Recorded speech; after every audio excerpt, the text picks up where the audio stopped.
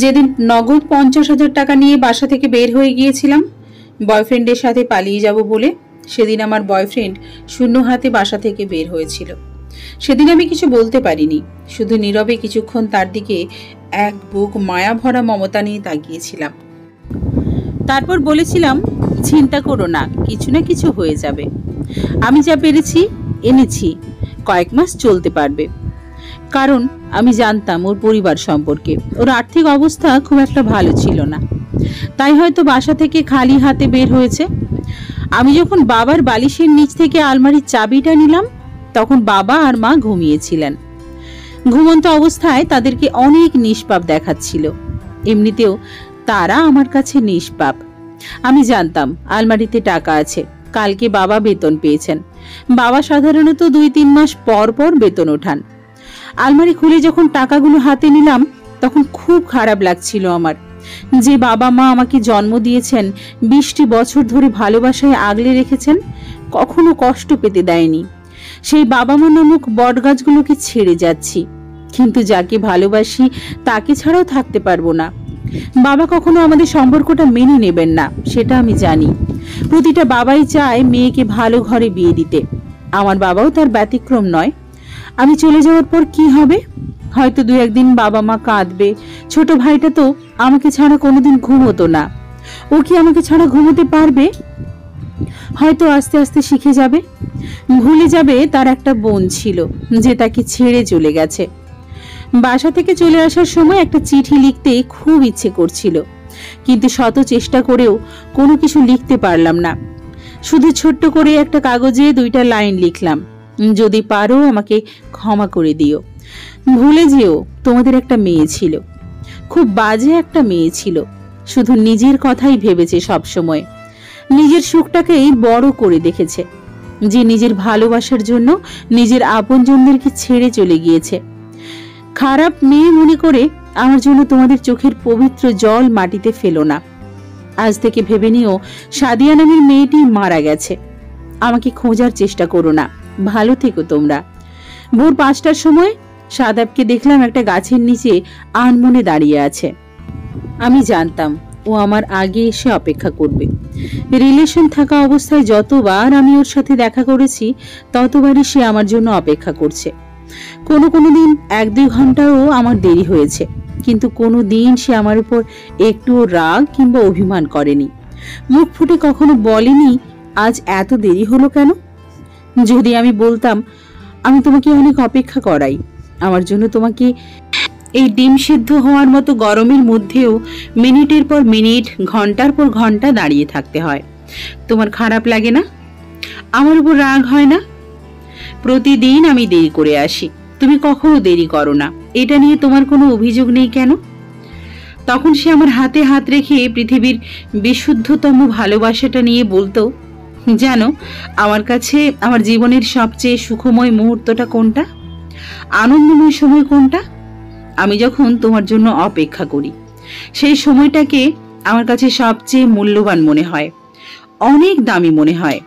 কারণ আমি এমন একজন মানুষের জন্য অপেক্ষা করি যে আমাকে তার নিজের জীবনের থেকেও অনেক বেশি ভালোবাসে। আমি জানি 1-2 ঘন্টা আমি রোদের মধ্যে পুড়ে গেলেও কিছুক্ষণ পর তুমি এসে তোমার শাড়ির আঁচল দিয়ে পৃথিবী সমতুল্য ভালোবাসা নিয়ে আমার ক্লান্তি দূর করবে। এখন বলো, আমি কি আমার জান পাখিটার জন্য একটু সময় অপেক্ষা করব না? তখন আমি কিচ্ছু বলতাম না, কোনো কিছু না বলে শুধু সাদাপের বুকে মুখ লুকাতাম, সুখের কান্না করতাম। তখন সাদাপ আমাকে শক্ত করে তার বুকে জড়িয়ে নিত। তখন আমার মনে হতো এই মানুষটার বুকেই বুঝি আমার সমস্ত সুখ নিহিত। আমিও সাদাপকে পরম আদরে জড়িয়ে ধরতাম। সাদাপ তখন বলতো, এই কি করছো, ছাড়ো, সবাই দেখছে তো। আমি তখন তাকে ছাড়তাম না, আরো শক্ত করে জড়িয়ে ধরতাম। একটু দেরি হয়ে গেল, তুমি কখন এসেছো? 4টার সময়। তোমার ফোন কয়েকটা দিন বন্ধ ছিল, অনেক ট্রাই করেছি, কিন্তু তোমাকে পাইনি। ভেবেছিলাম হয়তো তুমি আমার সাথে যেতে ভয় পাচ্ছ। একটু সমস্যা ছিল। ভয় পাবো কেন? আমি তোমার সাথে মৃত্যুর দুয়ারেও যেতে পারি, সেটা আমি জানি। এখন বলো কি সমস্যা হয়েছিল? বাসার সবাই ভালো আছে তো? তেমন কোনো সমস্যা না, চলো সামনে বসার মতো একটা জায়গা আছে, ওখানে বসি। বাস আসতে 6টা বাজবে, আরও 30 মিনিটের মতো। সাদাফের কথা মতো সামনের বেঞ্চিটাতে বসলাম। 6টার কিছুক্ষণ আগেই বাস চলে আসলো। সাদাফের অনার্স শেষ হয়েছে, ঢাকায় গিয়ে ছোট্ট একটা চাকরি করবে, আমাদের ছোট্ট একটা সংসার হবে, এই আশাতেই অনিশ্চিত জীবনে পাড়ি জমিয়েছি আমরা। ঢাকায় গিয়ে বাসা খুঁজতে অনেক ঝামেলা হলো আমাদের। কম টাকায় বাসা পাওয়া খুব টাফ। তবুও সাদাফের একটা বন্ধু ছিল যার সাহায্যে আমরা অনেক কমেই একটা বাসা পেয়ে যাই। সাদাফের বন্ধু আমাদের অনেক হেল্প করেছিল, যেটা কোনো দিন ভুলবো না আমি। সকালে সাদা বেরিয়ে যেত চাকরি খোঁজার জন্য, আর আমি বাসায় টুকটাক সংসারটা গোছানোর চেষ্টা করতাম। যদিও আমরা বিয়ে করিনি, তবু আমরা এক ফ্ল্যাটেই থাকতাম। আমার অনুমতি ছাড়া সাদাফ আমাকে ছুঁয়েও দেখবে না, সেটা আমি জানতাম। সেই বিশ্বাসেই তো নিজের আপন মানুষগুলোকে ছেড়ে তার সাথে চলে এসেছি। আমি জানি সাদাফ আমার বিশ্বাসে কোনোদিন একটু আঁচড় পড়তে দেবে না। আমি মাঝে মাঝে অনেক আবেগী হয়ে যেতাম, সাদাফকে জড়িয়ে ধরে নোংরা ভালোবাসায় হারিয়ে যেতে চাইতাম। কিন্তু সাদাফ কখনো আমার দুর্বলতার সুযোগ নেয়নি। সাদাফকে আমি অত কাছে পেয়ে, নিবিড় করে পেয়ে, স্বাধীনভাবে পেয়েও আমার চিত্ত চঞ্চল হয়ে যেত। শিরার মধ্যে দিয়ে উত্তেজনার বন্যা বয়ে যেত। ন্যায় অন্যায়ের সূক্ষ্ম বিচার বুদ্ধিও কখনো কখনো হারিয়ে যেত। কিন্তু তবুও শান্ত স্নিগ্ধ ভালোবাসার ছোঁয়ায় ও আমাকে সংযত রেখেছে। ওর এই জিনিসটা আমাকে মুগ্ধ করেছে। আমি ওকে শ্রদ্ধা করতাম। যে বাড়িতে আমরা ভাড়া থাকি সেখানে একটা মেয়ে থাকতো, তার নাম জাহানারা, বাড়িওয়ালার মেয়ে। তার সাথে আমাদের খুব ভালো সম্পর্ক হয়ে যায়। যখন একা একা থাকি তখন সে সময় পেলেই আমার সাথে গল্প করে। আমি তাকে আমার ভালোবাসার কথা বলি, সাদাফের কথা বলি। সে মুগ্ধ হয়ে আমাদের ভালোবাসার কথা শোনে। কিছুদিন পর বুঝতে পারলাম টাকা শেষের দিকে। যে টাকা নিয়ে এসেছিলাম ভেবেছিলাম 2-3 মাস অনায়াসে চলে যাবে, কিন্তু যখন দেখলাম টাকা প্রায় শেষের দিকে, তখন চিন্তার বাজ এসে নামলো মাথার ওপর। সাদাফেরও চাকরি হচ্ছে না, টাকাও শেষের দিকে। কি করব বুঝতে পারছিলাম না। ভেবেছিলাম অনার্সে ভর্তি হব, কিন্তু সেটা আর সম্ভব হলো না। রাতে যখন সাদাফকে বললাম ঘরে আর মাত্র 5,000 টাকা আছে, তখন সাদাফের সুন্দর মুখটা মুহূর্তেই কালো হয়ে গেল। সেও তো কম চেষ্টা করছে না একটা চাকরির জন্য, কিন্তু হচ্ছে না। সাদাফ কিচ্ছু বলল না, শুধু বলল চিন্তা করো না, আমি তো আছি। 10 দিন পর যখন টাকা একেবারেই শেষ, তখন সাদাফ আমাকে একা ফেলে চলে আসলো। সাদাফের লেখা চিঠিটা যখন দেখলাম, তখনও আমি নিজের চোখকে বিশ্বাস করাতে পারছিলাম না। যে ছেলেটা আমাকে এত ভালোবাসতো, সেই ছেলেটাই আমাকে চরম বিপদের মুখে ফেলে এভাবে চলে যাবে, এটা কোনোদিন স্বপ্নেও ভাবিনি আমি। কি করব কিছুই বুঝতে পারছি না আমি। যে মানুষটাকে ভালোবেসে বিশ্বাস করে নিজের পরিবারের মানুষগুলো ছেড়ে চলে আসলাম, সেই মানুষটাই আমাকে ধোঁকা দিল। একটা মেয়ে হয়ে এই অপরিচিত অজানা অচেনা শহরে কি করব আমি ভেবে পাচ্ছিলাম না। সাদাফের চিঠিটা যখন বারবার পড়ছিলাম, তখন 2 চোখ বেয়ে শুধু বৃষ্টির ফোঁটার মতো টপটপ করে পানি বেয়ে পড়ছিল। নিজেই নিজের কাছে খুব জানতে ইচ্ছে হচ্ছিল, কেন এমন করলো সাদাফ আমার সাথে।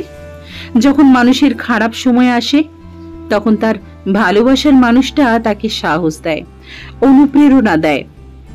তাকে কখনো এভাবে একা রেখে চলে যায় না, যেমনটা সাদাফ আমাকে রেখে চলে গিয়েছে। এই সময়টাতে তাকে আমার সবচেয়ে বেশি প্রয়োজন ছিল, অথচ সে কাপুরুষের মতো আমাকে বিপদের মুখে ফেলে পালিয়ে গিয়েছে। সাদাফ কি জানতো না ওর মুখের দিকে তাকিয়ে আমি দিনের পর দিন, রাতের পর রাত না খেয়ে কাটিয়ে দিতে পারতাম?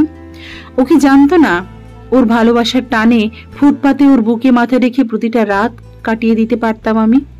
ও কি জানতো না ও আমাকে যেখানে যেভাবে রাখতো, আমি খুশি মনেই সেখানে থাকতাম? তাহলে কেন এমন করলো আমার সাথে? আমার কি কোনো অপরাধ ছিল? আমি কি কোনো ভুল করেছিলাম? যদি ভুল করি, ও তো আমাকে বলতে পারতো। এভাবে চলে গেল কেন? এসব প্রশ্নের উত্তর আমার কাছে অজানা, তবুও খুব জানতে ইচ্ছে করছে। আমার ভালোবাসায় কিসের কমতি ছিল যে ও আমার সাথে এত বড় বিশ্বাসঘাতকতা করলো, আমার ভালোবাসাটাকে অপমান করলো? আজ একদিন হলো সাদাপ আমাকে ছেড়ে চলে গেছে। এই একটা দিন আমার জীবনে সবচেয়ে কষ্টের দিন ছিল। এই একটা দিন আমার কাছে একটা বছর মনে হয়েছে। আমি কোনো কিছু মুখে দেইনি, এক ফোঁটা পানিও না। সাদাফের চিঠিটার দিকে তাকিয়ে শুধু অদ্ভুত সব চিন্তা করেছি। জাহানারা এসে যখন আমাকে এই অবস্থায় দেখলো, তখন সেও তার চোখের পানি ধরে রাখতে পারল না। সে আমাদের ভালোবাসার কথা জানে। আমি তাকে সব বলেছি সাদাফ আমাকে কতটা ভালোবাসে। হয়তো পৃথিবীতে এত ভালো কেউ কাউকে বাঁচতে পারে না। সাদাফ আমাকে ততটাই ভালোবাসে যার বেশি আর ভালোবাসা যায় না। আর জাহানারার কাছে আমার ভালোবাসাটা মিথ্যে হয়ে গেল। জাহানারা সেদিন আমার অনেক যত্ন করেছিল। হয়তো ও না থাকলে আমি মেঝেতে মরার মতো পড়ে থাকতাম। আমার যখন দু চোখ বেয়ে অঝরে জল পড়তো, কাঁদতে না চাইলেও চোখ দিয়ে বৃষ্টি ঝরত, তখন জাহানারা আমার চোখের পানি মুছে দিত, আমাকে সাহস দিত, বেঁচে থাকার হাজারটা কারণ দেখাতো। ওর কথা শুনে আমার বাঁচতে ইচ্ছে হতো। আমার যখন সাদাফের কথা মনে হতো, তখন মরে যেতে ইচ্ছে করত। আমি যখন জাহানারাকে সব খুলে বললাম আমার কাছে কোনো টাকা পয়সা নেই, এই শহরে একজন মানুষ ছিল আমার, যাকে সবচেয়ে ভালোবেসে নিজের সবকিছু বিসর্জন দিয়ে চলে এসেছিলাম, কিন্তু সে আমাকে ধোঁকা দিয়ে চলে গেছে। তুমি ছাড়া পরিচিত বলতে আর কেউ নেই, তুমিই বলো কি করব আমি? তখন জাহানারা আমার হাতে তার হাত রেখে বলেছিল, যার কেউ নেই তার আল্লাহ আছে। মানুষ তো মানুষের জন্যই। এত বড় বাড়ি আমাদের, তোমাকে থাকার মতো জায়গা দিতে পারবো না? এতটা খারাপ মানুষ নই আমরা। আজ থেকে তুমি আমার সাথে থাকবে, আমার রুমে থাকবে, যত দিন ইচ্ছে থাকবে, কেউ কিছু বলবে না তোমাকে। আর আমার থাকার রুম আমার পরিবার থেকে একটু দূরেই, সো তোমার অস্বস্তি হবে না। সাদাফ আর আমি যে ফ্ল্যাটে থাকতাম সেটা ছেড়ে জাহানারার সাথে থাকা শুরু করলাম। জাহানারার ভয় ছিল আমি একা থাকলে হয়তো কোনো কিছু করে ফেলতে পারি, তাই আমাকে তার ঘরে নিয়ে গিয়েছে। আর তাছাড়া আমার একার জন্য ফ্ল্যাট ছেড়ে দেবে না কেউ। আমি চলে আসার 2 দিন পরেই নতুন ভাড়াটিয়া শিফট হয় সেখানে। আমি অনার্স 3rd ইয়ারে পড়তাম। ভেবেছিলাম সাদাফ কিছু একটা করলে আবার নতুন করে অনার্সে ভর্তি হব, কিন্তু সেটা আর হয়নি। তবে জাহানারা আমার অনার্সে ভর্তি হওয়ার ব্যবস্থা করে দিয়েছিল, আমার জন্য কয়েকটা টিউশনি জোগাড় করে দিয়েছিল, আর কিছু টাকাও দিয়েছিল, যেটা দিয়ে আমি অনার্সে ভর্তি হই। একসময় খুব ব্যস্ত হয়ে পড়লাম। আমার জীবনের সংগ্রাম শুরু হলো। একটা মেয়ে হয়েও দিনে 3টা টিউশনি করতাম, ভার্সিটিতে নিয়মিত ক্লাস করতাম। তবে এত কিছুর মাঝেও আমি সাদাবকে ভুলতে পারছিলাম না। সাদাব চলে যাওয়ার প্রায় 1 মাস পার হয়ে গেছে। এই 1 মাসে অনেক কিছুই হয়েছে। আমি নিজেকে গুছিয়ে নেওয়ার চেষ্টা করেছি, জানি না কতটুকু পেরেছি। অতীত ভুলে বর্তমান নিয়ে ভালো থাকার বৃথা চেষ্টা করেছি। বাসায় অনেকবার ফোন দেওয়ার অনেক চেষ্টা করেছি, কিন্তু সাহস হয়নি। কোন মুখ নিয়ে ফোন দেব বাসায়? কি বলবো আমি? একটা ছেলের সাথে পালিয়ে এসেছিলাম, তার সাথে এক ফ্ল্যাটে প্রায় 2 মাস থেকেছি। এসব শুনলে হয়তো বাবা সহ্য করতে পারবেন না, মা হয়তো বাজে মেয়ে ভেবে ভুলে যাবে। তাই অনেকবার নাম্বার বের করে স্ক্রিনের দিকে তাকিয়ে থেকেছি, ডায়াল করতে গিয়েও করিনি। আজ আকাশে মেঘ জমেছে, মনে হচ্ছে বৃষ্টি হবে, ঝুম বৃষ্টি। এই বৃষ্টির কথা মনে হলে সাদাফের কথা খুব মনে পড়ে। কত শতবার আমি আর সাদাফ বৃষ্টিতে ভিজেছি। গ্রামের সবুজ ঘাসের ওপর দিয়ে সাদাফের হাত ধরে বৃষ্টির মধ্যে হেঁটেছি। সাদাফ জানতো বৃষ্টিতে ভিজলে তার জ্বর আসবে, সর্দি লাগবে, তবুও সে আমার খুশির জন্য আমার সাথে ভিজতো, কখনো না করতো না। কারণ ও জানতো বৃষ্টি আমার কতটা ভালো লাগে। কারণ এই বৃষ্টির মধ্যেই যে সাদাফ আমাকে ভালোবাসার কথা বলেছিল।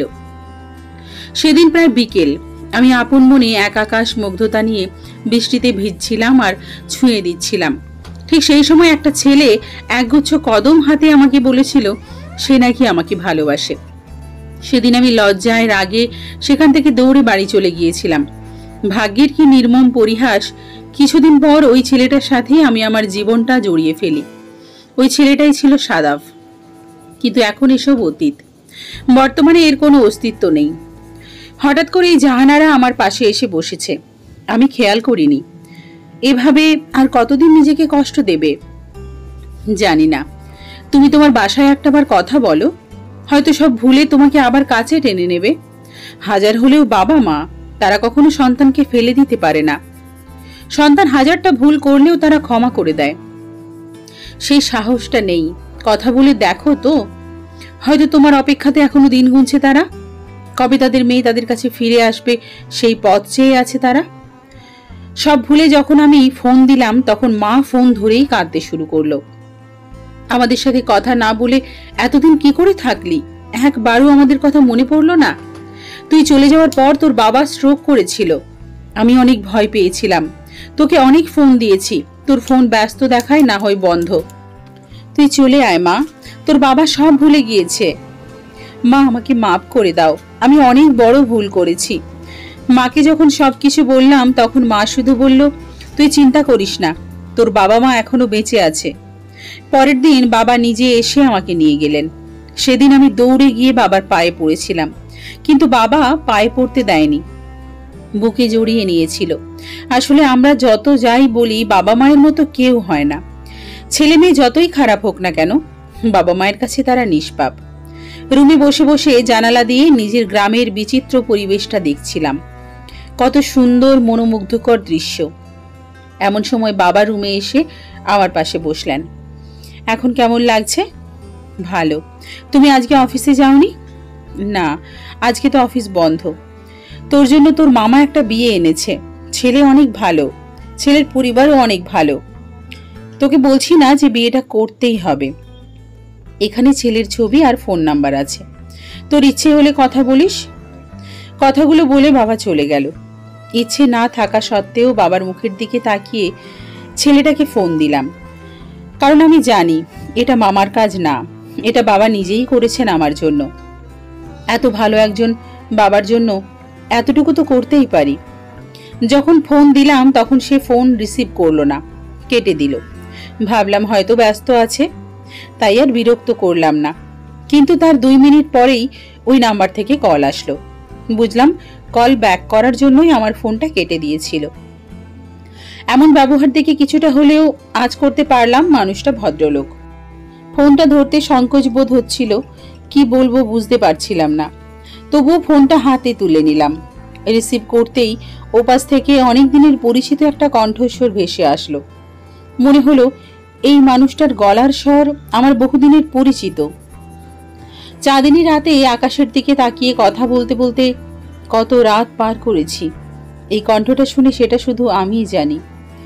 সাদাফের কণ্ঠ। আমার কেন জানি মনে হচ্ছে এটা সাদাফ, কিন্তু না, এইসব আমার কল্পনা। আমি সাদাফকে এখনো ভুলতে পারিনি, তাই এখন মনে হচ্ছে আমার এমন। যখন ওপাশ থেকে কেউ একজন অনেক মায়া ভরা কণ্ঠে বলে উঠল, আমি অয়ন, আপনি নিশ্চয়ই সাদিয়া, তখন আমার আর কোনো দ্বিধা থাকলো না যে এটা সাদাফ না। আমার সাদাফকে ভুলে যেতে হবে। আমি কোনো বিশ্বাসঘাতক কাপুরুষকে মনে রাখতে চাই না। মনে রাখতে চাই না আমি একজন ঠক প্রতারককে ভালোবেসেছিলাম, যে আমাকে ভরা সমুদ্রের মধ্যে ছেড়ে দিয়ে নৌকা নিয়ে কিনারায় এসে পাড়ি জমিয়েছিল। একটি বারের জন্যও চিন্তা করেনি আমি অতল সমুদ্রে ডুবে মরে যেতে পারি। এই লোকটার সাথেই আমাকে কথা বলতে হবে, একাকিত্ব দূর করতে হবে। সাদাবকে ভুলে যাওয়ার জন্য এর থেকে ভালো সুযোগ আমি আর পাবো না। আমি তার কথার প্রত্যুত্তরে শুধু বললাম, হ্যাঁ, আমি সাদিয়া। কেমন আছেন আপনি? ভালো। আপনি কেমন আছেন? ভালো আছি। আমি আসলে কখনো মেয়ের সাথে কথা বলিনি। উল্টোপাল্টা কিছু বলে ফেললে ক্ষমা সুন্দর দৃষ্টিতে দেখবেন। 2 দিন আগে আমি আপনাকে দেখেছি। মা আপনাকে দেখেই পছন্দ করে ফেলেছেন। আমিও চোখ সরাতে পারিনি। আপনাদের বাসায় গিয়েছিলাম, হয়তো আপনি খেয়াল করেননি। আমার অতীত সম্পর্কে হয়তো বাবা আপনাদের কিছু বলেনি। না, আপনার বাবা অনেক ভালো মানুষ। তিনি চাইলেই আমাদের কাছে সবকিছু লুকাতে পারতেন, কিন্তু সেটা তিনি করেননি। তিনি সব বলেছেন। এটা কোনো সমস্যা না, মানুষের জীবনে ভুল হতেই পারে। এখানে আমি আপনার কোনো দোষ দেখছি না। আপনি একজন মানুষকে বিশ্বাস করেছিলেন, সে আপনার সাথে প্রতারণা করেছে। দোষটা তো ওই লোকটার যে আপনার বিশ্বাসের মর্যাদা রাখতে পারেনি। আপনি চাইলে দেখা করতে পারেন আমার সাথে। মাও চাচ্ছে আপনার সাথে একদিন দেখা করি আমি। কবে দেখা করতে চাচ্ছেন? যেদিন আপনি চাইবেন। আমি চাইলেই হবে? আপনার অফিস আছে তো? অফিস থেকে ছুটি নিতে পারবো, সমস্যা নেই। আচ্ছা, আমি আপনাকে জানাবো। ধন্যবাদ। কেন? এই যে দেখা করছেন আমার সাথে। ঠিক আছে, ভালো থাকবেন, আপনিও ভালো থাকবেন। লোকটাকে আমি 2 মিনিট আগেও চিনতাম না, অথচ তার সাথে যখন কথা বললাম তখন আমার মনে হলো আমি আমার অতীতটা কিছু সময়ের জন্য হলেও ভুলে গিয়েছিলাম। কি বোকাশোকা মানুষ, কত সুন্দর করে কথা বলে। সাদাপো তো অনেক সুন্দর করে কথা বলতো, কিন্তু কি হলো? প্রথমে সবাই খুব সুন্দর করে নিজেকে সবার সামনে উপস্থাপন করতে চায়, কিন্তু পরে ঠিকই তার খারাপ রূপটা সবাইকে দেখিয়ে দেয়। অয়নও হয়তো এমন, এখন খুব সহজ সরল ভাবে কথা বলছে, পরে হয়তো নিজের হিংস্র চেহারাটা প্রকাশ পেয়ে যাবে। বাবাকে যখন বললাম তোমার পছন্দ করা ছেলেটা আমার সাথে দেখা করতে চায়, আমি তাকে হ্যাঁ বলেছি, সময়ও জানিয়ে দিয়েছি তোমাকে না বলেই। তখন বাবার চোখে মুখে অনেক হাসি দেখতে পেয়েছিলাম আমি, মাও অনেক খুশি হয়েছিল। বিকেল 3টার সময় দেখা করার কথা ছিল, আমি 10 মিনিট আগে গেলেও অয়ন 10 মিনিট পরে আসলো। সরি, একটু দেরি হয়ে গেল। It's okay. মানুষটা আসলেই বোকা। সে আর সবার মতো গোলাপের তোড়া বা রজনীগন্ধা কিংবা একগুচ্ছ কদম হাতে আমার সাথে দেখা করতে আসেনি, খালি হাতেই এসেছে। আমি ভেবেছিলাম এসব কিছু নিয়ে আসবে, কিন্তু না, সে শুধু একটা চকলেট নিয়ে এসেছে আমার জন্য। আমি যখন তাকে বললাম আমি কি এখনো ছোট, আমাকে কি আপনার বাচ্চা মনে হয় যে চকলেট নিয়ে এসেছেন আমার জন্য, তখন লোকটা মাথাটা নিচে নামিয়ে ফেলল, হয়তো অনেক লজ্জা পেয়েছে। সেদিন আমার খুব বেশি কথা হয়নি আমাদের মধ্যে, তবে অনেক দূর পর্যন্ত হেঁটেছিলাম আমরা। লোকটার মধ্যে বিশেষ কিছু আছে। আমি যখন তার সাথে থাকি তখন আমার কেন জানি অনেক ভালো লাগা কাজ করে। আমি আমার অতীতটা ভুলে যাই। তখন বাসায় এসে যখন বললাম বাবা বিয়েটা আমি করব, তবে খুব তাড়াতাড়ি, তখন বাবা খুশিতে মরে যাওয়ার মতো অবস্থা। এত খুশি আমি বাবাকে কোনোদিন দেখিনি। বাবার সুখের জন্য হলেও বিয়েটা আমাকে করতে হবে। আমি নিজে কখনো কারোর জন্য কোনো কিছু কিনিনি, কিন্তু যখন শুনলাম বিয়েতে আপনি রাজি হয়েছেন তখন এত খুশি হয়েছিলাম যে বলে বোঝাতে পারবো না। আমার 25 বছরের জীবনে প্রথম কারোর জন্য কিছু পছন্দ করে কিনেছি। আপনার জন্য একটা শাড়ি কিনেছি। শাড়িটা আমার পছন্দের রং। আজ পর্যন্ত কেউ জানে না আমার পছন্দের রং কি, কাউকে কখনো বলা হয়নি। আপনি যদি শাড়িটা নেন তাহলে আমার ভালো লাগবে। শাড়ি হাতে দাঁড়িয়ে যখন লোকটা কথাগুলো বলল তখন আমি তার চোখে অনেক মায়া, মমতা, ভালোবাসা দেখেছিলাম আমার জন্য, যে ভালোবাসাটা সে সারা জীবন নিজের মধ্যেই লুকিয়ে রাখতে চায়। আমাকে কখনো জানতে দেবে না আমার জন্য তার বুকের ভেতরে এক অসহ্য ব্যথা অনুভূত হয়। আমি বুঝতে পেরেছিলাম তার ভালোবাসায় কোনো ফাঁকি ছিল না। আমি তার হাত থেকে শাড়িটা নিয়ে শুধু বললাম আপনার পছন্দ অনেক সুন্দর। ওই দিন আমাদের আর কথা হলো না। এর কিছুদিন পরেই আমার বিয়ে হয়ে যায় বাবার পছন্দ করা সেই বোকা ছেলেটার সাথে। বিয়ের দিন বাড়ির সবাই অনেক বেশি খুশি ছিল, কারণ সবাই ভেবেছিল আমি আমার অতীতকে হয়তো কখনো ভুলতে পারবো না। কিন্তু আমি সব ভুলে আজ খুশি মনেই বিয়ের পিঁড়িতে বসেছি। এর পেছনে আমার স্বামীর অনেক অবদান আছে। বিয়ের আগে সে আমাকে অনেক মূল্যবান সময় উপহার দিয়েছে। আমার খারাপ সময়ে আমার পাশে ছিল। আমার যখন ভালো লাগতো না তখনই আমি তাকে ফোন দিতাম, দেখা করতে চাইতাম। সে তখন অফিস বাদ দিয়ে ছুটে আসতো আমার সাথে দেখা করার জন্য। আমি তার সাথে অনেক সুন্দর সুন্দর সময় কাটিয়েছি, যার কারণেই আমি আমার বিশ্রী অতীতটাকে ভুলতে পেরেছি। যাকে ভালোবেসেছিলাম, যাকে নিয়ে ঘর বাঁধার স্বপ্ন বুনেছিলাম, তার সাথে কিছুই হলো না। ঘর বাঁধলাম অন্য কারোর সাথে। তবুও আমি অনেক সুখী, সত্যি বলছি, তবুও আমি অনেক সুখী। কারণ আমি এমন একজন মানুষকে স্বামী হিসেবে পেয়েছি যে আমাকে একা রেখে কখনো যাবে না, এটা হলফ করে বলতে পারি। মানুষটা সময় পেলেই আমাকে নিয়ে ঘুরতে যায়, সিনেমা দেখতে যায়। বিয়ের আগে পরে আমার কোনো আবদার সে অপূর্ণ রাখেনি। আমি যেটাই বলেছি সেইটাই সে করেছে। অন্যায় আবদার করলেও কখনো সে না করেনি। ভেবেছিলাম সাদাফের মতো আমাকে কেউ ভালোবাসতে পারবে না, কিন্তু অয়ন সেটা ভুল প্রমাণ করে দিয়েছে। একটা মেয়ের আর কি চাই? ভালোই যাচ্ছিল আমাদের সময়। বিয়ের 2 মাস পরের কথা, হঠাৎ করেই দরজায় কলিং বেলের আওয়াজ শুনতে পেয়ে দরজা খুলি। দরজা খুলতেই জাহানারাকে দেখতে পাই। আমার বিয়ের দিন এসেছিল, তারপর আজ দেখা হলো তার সাথে। তবে বুঝলাম না সে আমার বাড়ির ঠিকানা কিভাবে পেল। আমি কিছু বলার আগে সে আমার হাতে একটা ডায়েরি ধরিয়ে দিল। তোমার বাবার কাছ থেকে তোমার ঠিকানাটা নিয়েছিলাম। সাদাব মারা গিয়েছে। মারা যাওয়ার আগে এই ডায়েরিটা আমাকে দিয়ে গিয়েছে। আমি যেন তোমার কাছে পৌঁছে দিই। এই ডায়েরিটা পড়লে তুমি অনেক কিছুই জানতে পারবে। আমি তোমাকে কেন সাহায্য করিনি এটাও জানতে পারবে ডায়েরিটা পড়লে। তুমি সেদিন বলেছিলে তোমার ভালোবাসা মিথ্যে। সাদাব তোমাকে ভালোবাসে না। তোমার ভালোবাসা মিথ্যে ছিল না। সাদাফের মতো তোমাকে আর কেউ ভালোবাসতে পারবে না। কথাগুলো বলে জাহানারা চলে গেল। আমি স্তব্ধ হয়ে দাঁড়িয়ে রইলাম। ডায়েরিটা খোলার সাহস হচ্ছে না, ভয় হচ্ছে, অনেক বেশি ভয় হচ্ছে। তবু যখন ডায়েরিটা ওপেন করলাম তখন তার ভেতরে সাদা কাগজে মোড়ানো একটা চিঠি পেলাম। চিঠির ভাঁজটা খুলতেই বুকের ভেতর ধুক ধুক শুরু হলো। প্রিয় সাদিয়া, তুমি যখন এটা পাবে তখন আমি তোমার থেকে অনেক দূরে চলে গিয়েছি। যতটা দূরে গেলে আর কখনো ফেরা যায় না, ঠিক ততটাই দূরে। জীবনে সবকিছু আমাদের নিজের হাতে থাকে না, বিধাতার হাতেও অনেক কিছু থাকে। তোমার সাথে পালিয়ে যাওয়ার 7 দিন আগে আমার বাবা মারা যান। তাদের কোনো অসুখ ছিল না, তবুও হঠাৎ করেই তারা আমাকে ছেড়ে চলে যান। আমি অনেক ভেঙে পড়েছিলাম। আমি তো বেশি কিছু চাইনি, বিলাসিতা চাইনি, স্বাচ্ছন্দ্য চাইনি, শুধু আপনজনকে নিয়ে একটু শান্তিতে বেঁচে থাকতে চেয়েছিলাম। দুবেলা দুমুঠো খাবার হলেই চলে যেত আমাদের। তবুও বিধাতা আমাকে একা রেখে তাদের নিয়ে গেলেন।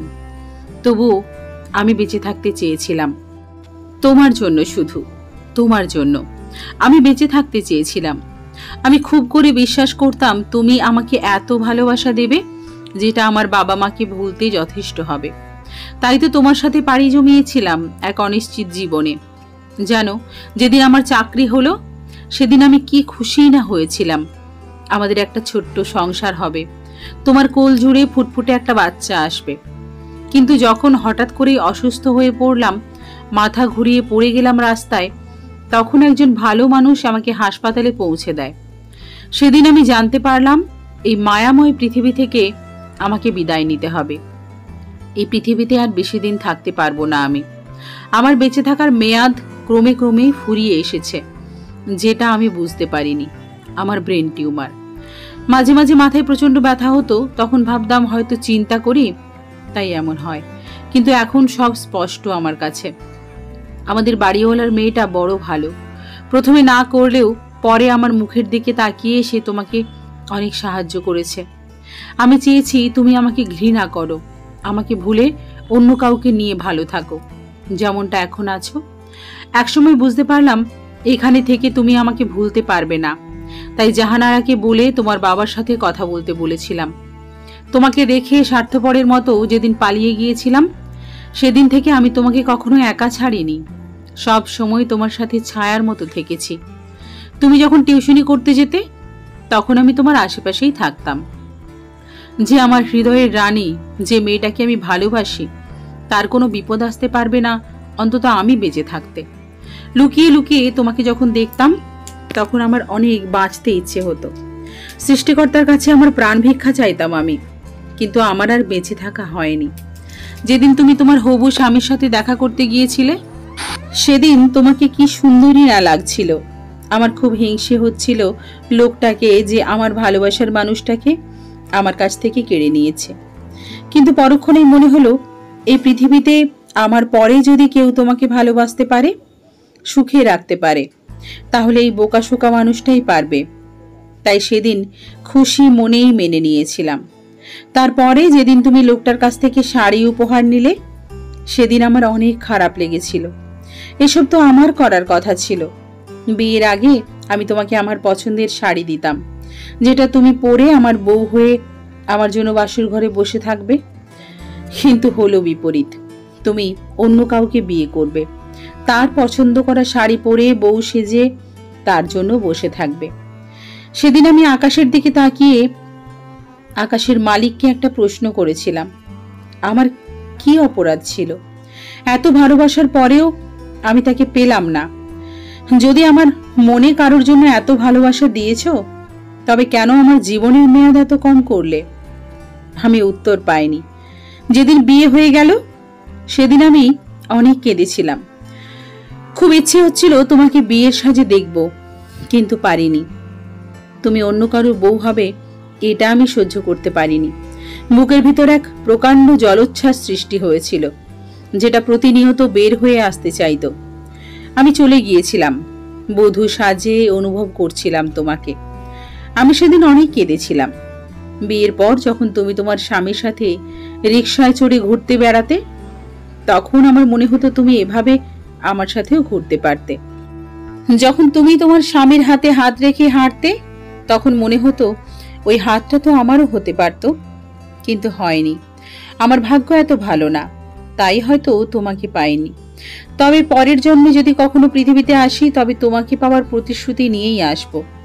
মাথার মধ্যে যখন খুব ব্যথা হতো, তখন মনে হতো কেউ একজন যদি পরম মমতায় আমার মাথায় হাত বুলিয়ে দেয়, তাহলে আমার এই অসহ্যনীয় ব্যথাটা হয়তো সেরে যাবে। কিন্তু এমনটা কেউ করেনি।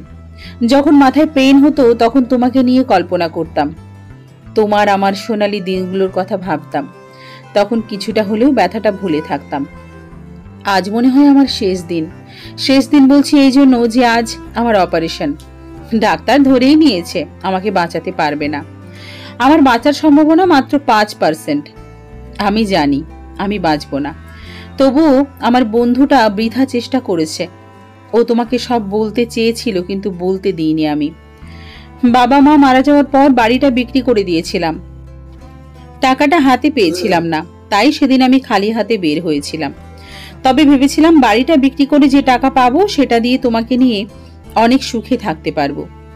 কিন্তু বিধাতা হয়তো এমনটা চায়নি।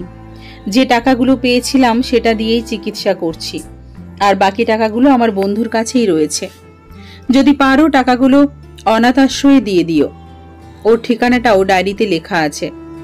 এই তো আর কিছু সময় পর আমাকে অপারেশন থিয়েটারে নিয়ে যাবে।